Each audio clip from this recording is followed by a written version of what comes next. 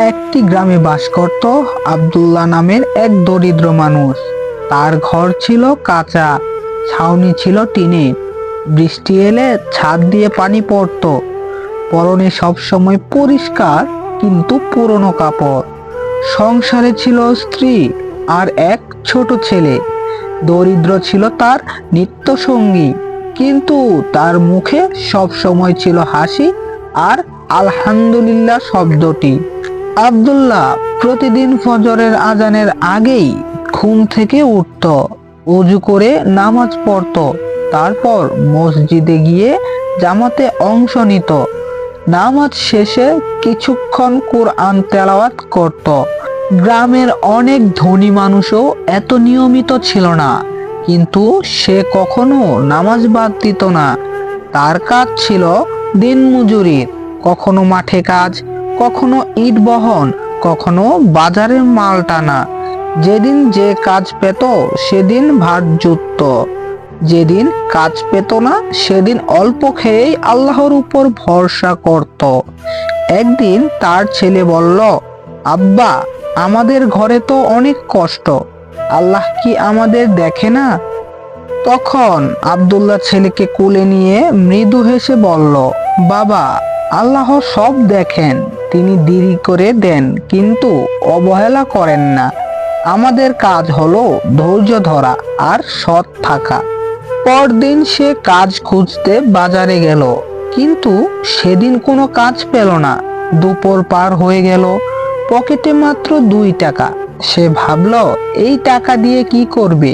নিজের জন্য কিছু খাবে না বাসার জন্য চাল কিনবে? ঠিক তখন সে দেখলো এক বৃদ্ধ লোক রাস্তার পাশে বসে আছে। খুব দুর্বল দেখাচ্ছে তাকে। লোকটি বলল, বাবা, 3 দিন ধরে কিছু খাইনি। এই কথা শুনে আব্দুল্লাহর মন কেঁদে উঠল। সে নিজের 2 টাকা দিয়ে বৃদ্ধের জন্য রুটি কিনে দিল, নিজে না খেয়েই বাড়ি ফিরে গেল। বাড়ি এসে স্ত্রী জিজ্ঞেস করলো, কিছু আনতে পারলে? স্ত্রীর প্রশ্নে আব্দুল্লাহ সত্য কথাই বলল। তখন স্ত্রী একটু চুপ করে থাকলো, তারপর বলল, তুমি ঠিকই করেছ, আল্লাহ অবশ্যই এর বদলা দেবেন। সেদিন রাতে তারা অল্প ভাত আর লবণ দিয়ে খেয়ে নিল, কিন্তু কারো মুখে কোনো অভিযোগ ছিল না। কয়েকদিন পর গ্রামে এক ধনী ব্যবসায়ী গুদামের আগুন লেগে যায়। অনেক মালপত্র নষ্ট হয়ে যায়। ব্যবসায়ী খুব চিন্তিত হয়ে পড়ে। নতুন করে গুদাম গড়তে হবে, কিন্তু সে একজন সৎ ও বিশ্বাসযোগ্য লোক খুঁজছিল, যে কাজ দেখাশোনা করবে। তখন গ্রামের ইমাম সাহেব বললেন, আপনি যদি বিশ্বস্ত লোক চান তাহলে আব্দুল্লাহকে নিন। সে দরিদ্র কিন্তু খুব সৎ। তখন ব্যবসায়ী ইমামের কথা শুনে আব্দুল্লাহকে ডেকে পাঠালেন। বললেন, আমি তোমাকে কাজ দিতে চাই, গুদাম দেখাশোনা করবে তুমি, মাসিক বেতন দেব। আব্দুল্লাহ অবাক হয়ে গেল। সে বলল, আমি চেষ্টা করব, ইনশাআল্লাহ দায়িত্ব ঠিকভাবে পালন করব। কাজ শুরু হলো। সে খুব মন দিয়ে কাজ করত, হিসাব ঠিক রাখত, 1 টাকাও এদিক সেদিক হতো না। সবাই তার সততায় মুগ্ধ হলো।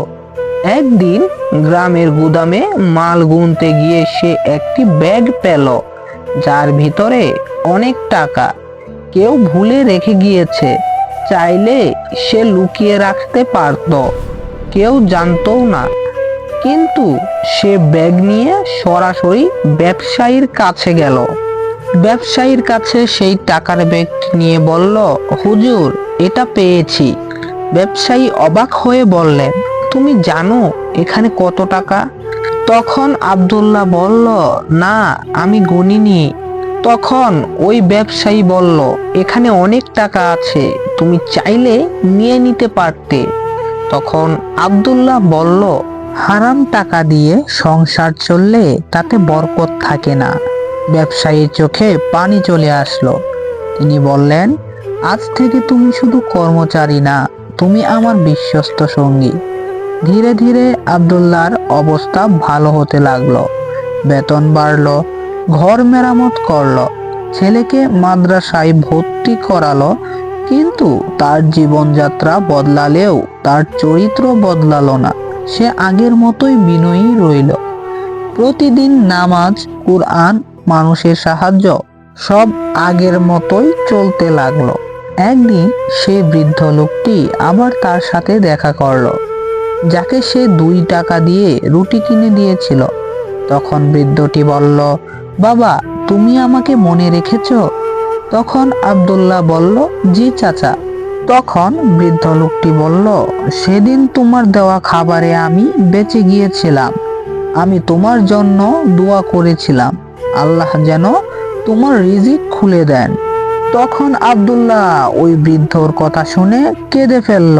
সে বুঝল, ছোট দানও আল্লাহ কবুল করলে বড় রহমত হয়ে ফিরে আসে। গ্রামের মানুষ এখন তাকে সম্মান করে, কিন্তু সে সব সময় বলতো, আমি কিছুই না, সব আল্লাহর দয়া।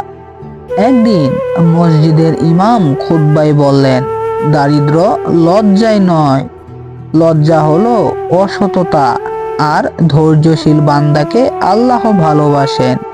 সবাই জানতো এই কথার জীবন্ত উদাহরণ আব্দুল্লাহ। বছর শেষ, ব্যবসায়ী তাকে লাভের অংশ দিতেন। এত টাকা সে জীবনেও দেখেনি। সে প্রথমে কি করলো জানেন? নিজের জন্য কিছু না কিনে গ্রামের কয়েকটি গরিব পরিবারে ঘরে খাবার পাঠালো। স্ত্রী বলল, তুমি কিছু নিজের জন্য রাখো। তখন আব্দুল্লাহ হাসল এবং বলল, দান দিলে কমে না, বরং বাড়ে। রাতে সে দোয়া করলো, হে আল্লাহ, তুমি আমাকে দরিদ্র দিয়েছ, ধৈর্য শিখিয়েছ, এখন সচ্ছলতা দিয়েছ, আমাকে কৃতজ্ঞ বান্দা বানিয়ে রেখো। পরে তার ছেলে বড় হয়ে গেল এবং একটি ভালো আলেম হলো। মানুষকে শিক্ষা দিতে লাগলো। সততা, ধৈর্য, নামাজ, হালাল রিজিক, এই 4 জিনিস জীবন বদলে দেয়।